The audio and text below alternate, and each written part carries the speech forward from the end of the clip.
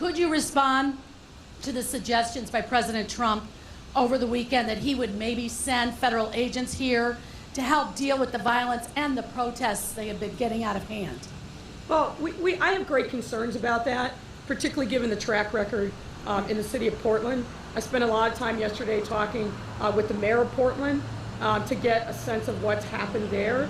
We don't need federal agents without any insignia taking people off the street and holding them, I think, unlawfully.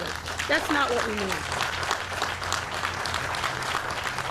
Would you go to court? But I have been very clear. Let me talk about what, if the president is truly sincere about wanting to help, there are a number of things that the federal government is uniquely qualified to do that we could use his help with. And they all revolve around the fact that we have way too many illegal guns on our streets. Every year, our police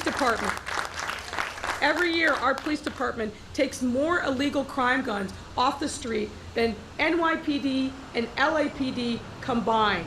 And that's because they are flowing over the border from Indiana. They're coming up from southern states like Mississippi. And we have gun dealers just at the border of our city that are selling illegal guns. And by that I mean, if Chuck sells a gun and it ends up on the street in a year or less, there's a problem going on there.